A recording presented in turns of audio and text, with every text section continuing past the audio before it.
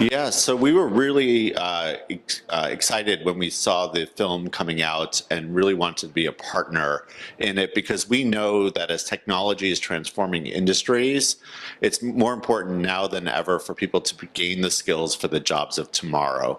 And so we are very invested at Microsoft in trying to make opportunities accessible to people from all geographies and walks of life to make sure that they have the skills needed to have economic opportunity and to be able to participate in the economy going forward. So we know in America today that only 30% of the population has a four-year college degree. Yet we have a growing workforce and we have an economy where we have the lowest unemployment rates ever. How can we help that other 70% of people gain the skills that are necessary to be gainfully employed going forward? Yeah, so we are really focused on three key areas to drive impact. The first is how do we partner with key organizations across the country and frankly globally to help people gain the skills for the jobs of tomorrow. So we're making investments in lighthouse organizations to really bring the skills, the knowledge to populations that are generally underrepresented in technology so that they can participate in the economy. The second way we really drive change is by focusing on the products and services at Microsoft and really making sure that those are more accessible to everyone. And then thirdly, using our voice as a large company, how can we really advocate for change in policies and creating opportunities so that everyone benefits from the digital economy?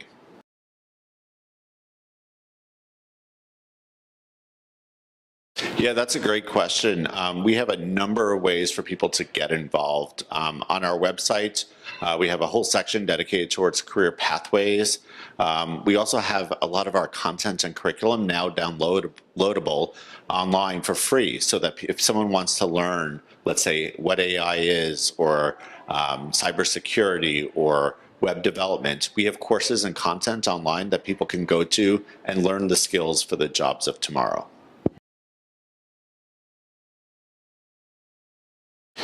If people want to find out more, they can go to our website, microsoft.com/career-pathways. I'm also on LinkedIn and can be found on Facebook as well. Sure. Skillfull is a nonprofit initiative of the Markle Foundation. And what we focus on is connecting workers, especially the 70% of the American workforce that does not have a bachelor's degree, to good jobs in the changing economy.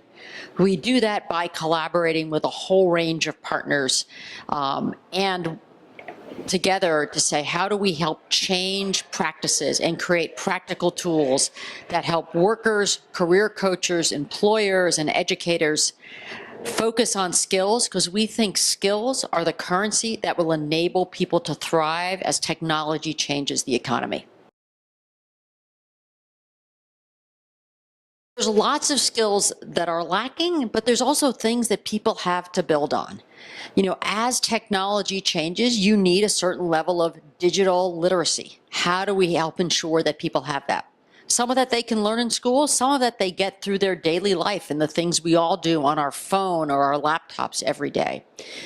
There are interpersonal skills that really matter. Relationships matter. So you're working with technology, but you still need to relate to people. So what are the things that you might have built customer service skills working in a retail job? And as that job changes, where can you take those skills to a new opportunity and build on that to keep growing and get connected to a good sustaining job? I think as I look at the work I do every day across my long careers, I think about all of us, I think technology probably touches every job in America. And so the challenge and the opportunity for us is to ensure that everyone has what they need to be able to use that in their job and use the technology that's changing work to create more opportunities. So how can you use technology to help people be able to explore what careers might be possible to them? How can we use it to get them better information about what they might learn in a training or higher education program? How can we use it to provide better tools to coaches? We do a lot of work with coaches who are helping individuals think about where they're going. How can we make that more tech-enabled? So I think there's real opportunities if we focus on how we can use technology to help people adapt and not just help businesses adapt. There's a really important role for every sector to play in making this transformation. And one of our core partners in our work at Skillfull has been government, particularly state government, where things really come together on the ground in a way that it makes a difference for people. We started in Colorado with Governor Hickenlooper, who had a big belief in the need to adapt the Colorado economy and the Colorado workforce to deal with how technology was changing the landscape there. And he was a big part of our work, and we worked with him and the state, and that work continues under Governor Polis.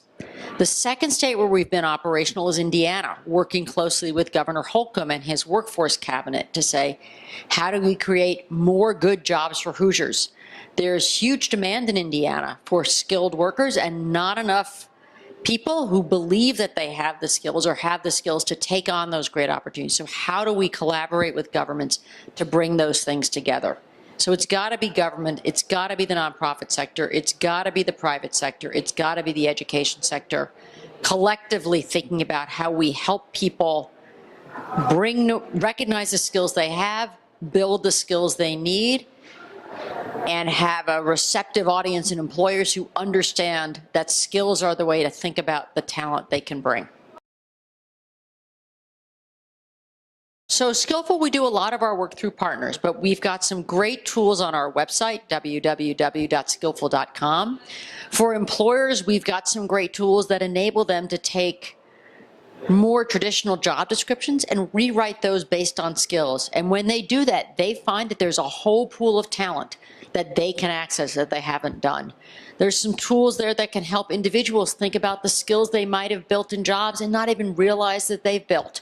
You know, as a teacher, you might have learned that really you've got real project management skills if you're going to make that classroom work every day. How do you think about that? What are the customer service skills you learned working in retail? What are the computer skills you learned working in a restaurant? Because today you probably are using some digital tool to manage all those reservations that have come in. So how do you help people really think about that? So you can go there, at least it's a way to get started. So we are one of the biggest professional services firms in the US, if not the globe.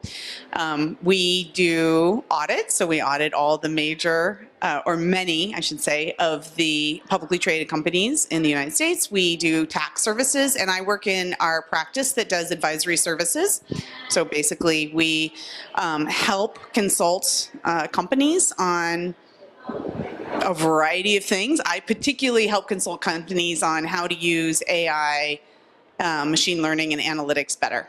A lot of high-tech companies understand how to use advanced analytics, artificial intelligence, machine learning to grow their business, basically, to make better decisions about their customers, to understand how to create better customer experiences. And many of those companies are excellent at doing that, but that's what I spend my time doing.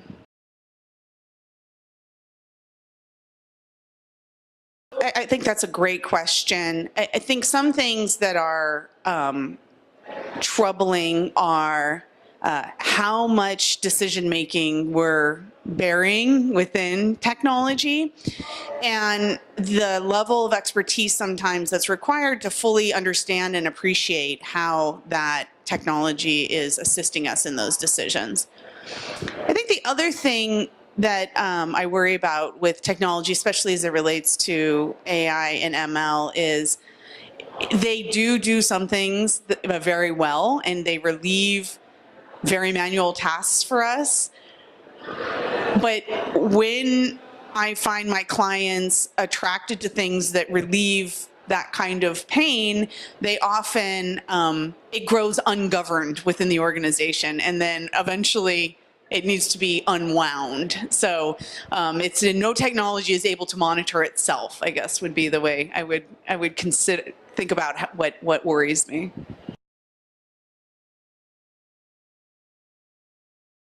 So There's a lot of conflicting studies around what's really going to happen in terms of job departures. I don't see any evidence today yet that these capabilities that we're talking about in this movie or this documentary have replaced huge groups of staff, employees. What mostly happens right now, or what I observe with my clients, is that jobs that are very low level, like moving data from one spreadsheet to another spreadsheet, are automated, and that employee now is available to do more advanced, higher order thinking tasks instead of just this silly manual task. To be fair, in call centers and other places, many of these capabilities will probably make those call centers more efficient and more reliant on technology, and those jobs will maybe not 100% go away, but change, because the management of the technology and the optimization of that allows us to, as you said, create better customer experiences rather than fire everybody.